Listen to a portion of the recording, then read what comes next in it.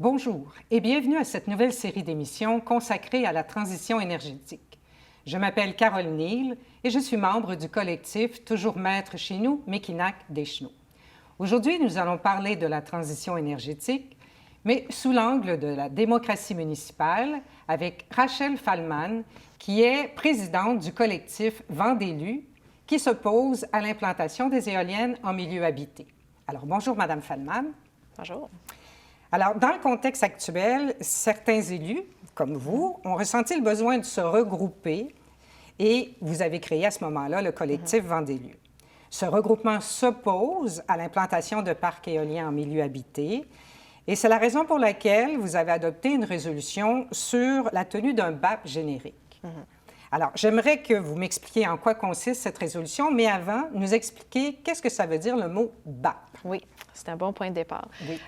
Donc, BAP, c'est le Bureau d'audience publique en environnement et c'est une entité indépendante qui, à chaque fois qu'il y a un projet avec un impact environnemental, on a la chance de demander l'intervention du BAP et le BAP invite tout le monde, citoyens, promoteurs, élus, à venir se prononcer sur le projet, à partager ses inquiétudes, poser ses questions, ce qui nous permet de faire une analyse de la situation et ensuite, le BAP fournit une recommandation au gouvernement, à savoir si le projet devrait aller de l'avant ou non, s'il devrait avoir des modifications. Donc, c'est un très bel outil démocratique, en fait, de démocratie participative.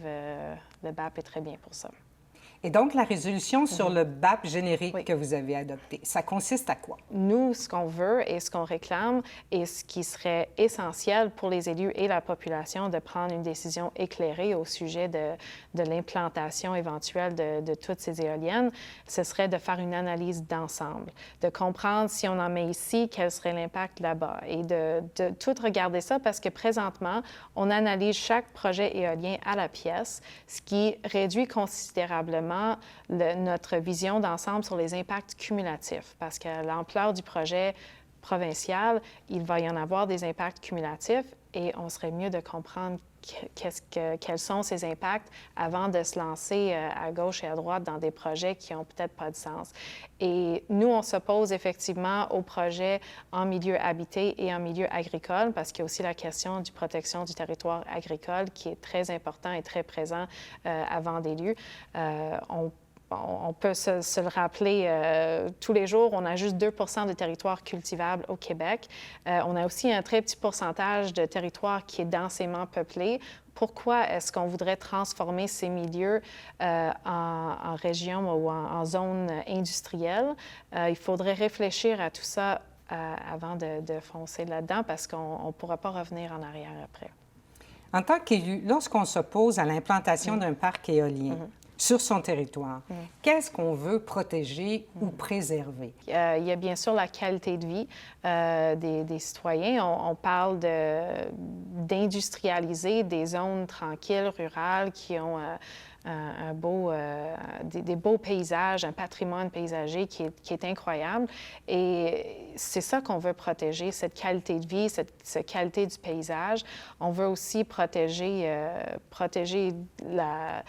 les services publics, parce que dans le fond, quand on participe à des projets, soit qu'on permet des projets privés ou on est en partenariat public-privé, on voit que ces projets-là sont au détriment de l'intérêt public. Comment définiriez-vous la transition énergétique? Une transition implique de partir d'une chose puis de s'en aller vers un autre.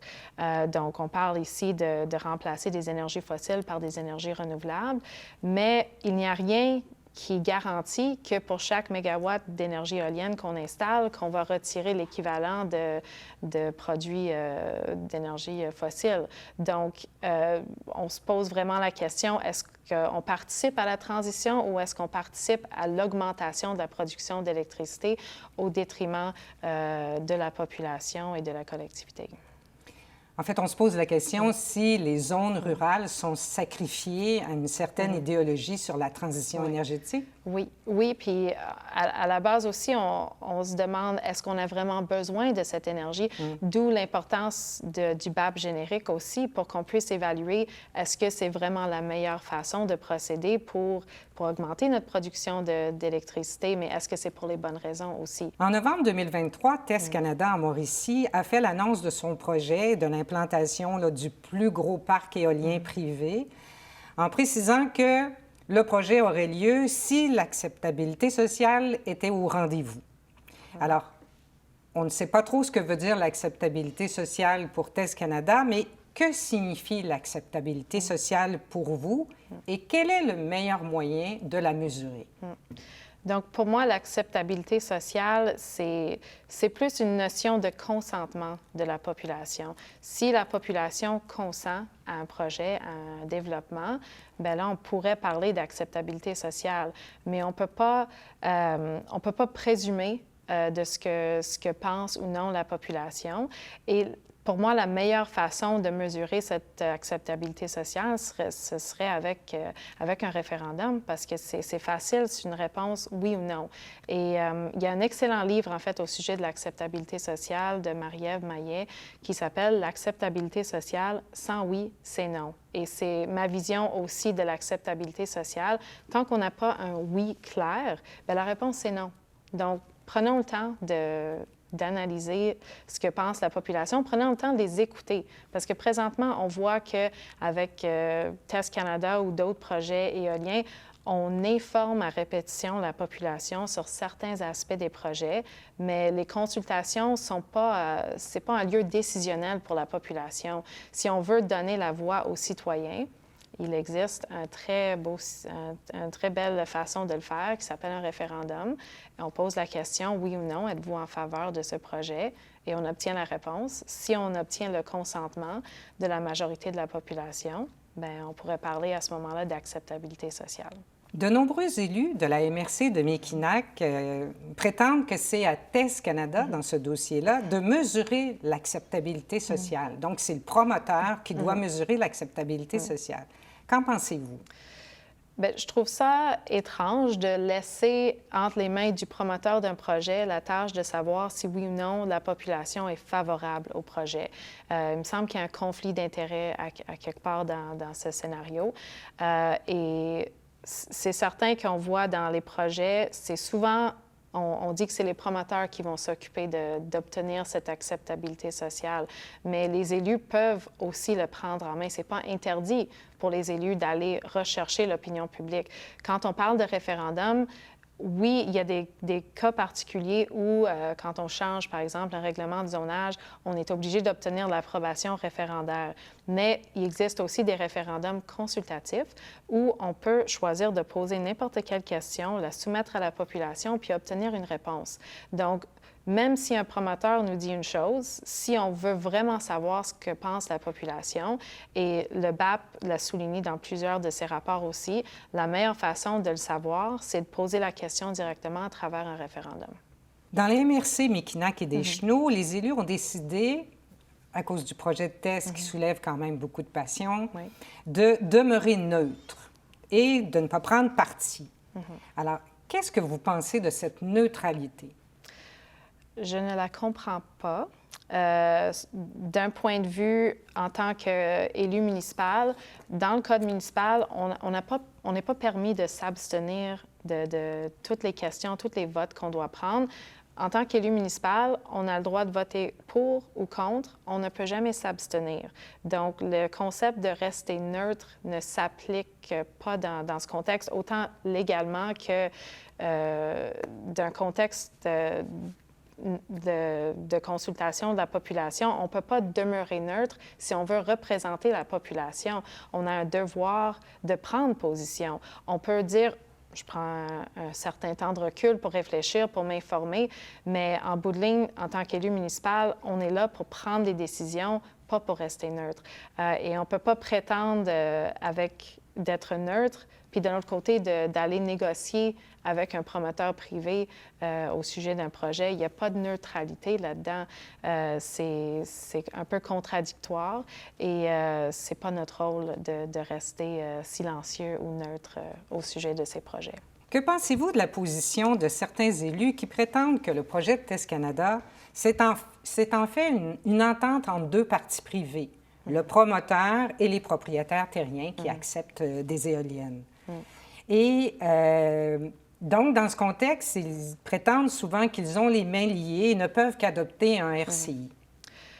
En fait, oui, il y a l'aspect d'une entente entre deux parties privées, mais le rôle des élus, et on l'entend souvent au niveau des MRC, c'est d'aménager le territoire.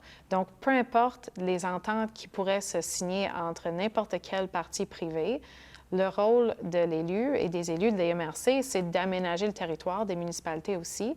Donc, on n'est pas obligé, parce que certaines personnes ont signé des contrats avec un promoteur privé, de tout changer les règlements pour favoriser ces ententes.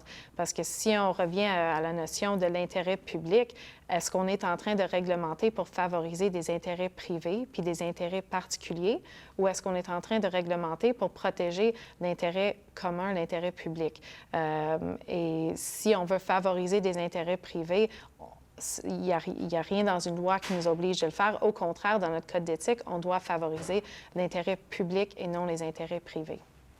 Le dossier éolien et la transition énergétique a mis en évidence certaines lacunes dans la démocratie municipale.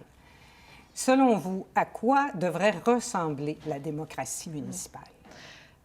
La démocratie municipale devrait être participative à la base. Donc, au lieu de dire on choisit un élu une fois ou 4 ans, puis on les laisse prendre des décisions pendant 4 ans, mais en tant qu'élu, on devrait avoir un dialogue constant avec la population. On devrait les appeler à participer aux décisions qu'on va prendre, surtout quand il s'agit de grandes décisions importantes comme le projet TESS, comme l'aménagement d'un parc éolien. Ça prend la participation directe et continue de la population, d'autant plus qu'on ne peut pas prétendre représenter la population si on ne va pas à leur rencontre, si on ne prend pas le temps de les écouter.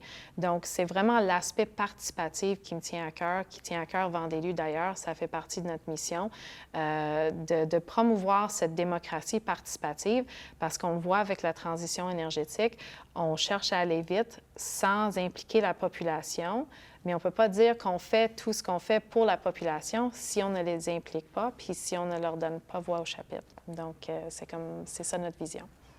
Je vous remercie, Madame Fahlmann, d'avoir participé à notre émission. Ce fut extrêmement intéressant. Et à vous toutes et tous, je vous invite à notre prochaine rencontre sur la transition énergétique. Bonne semaine!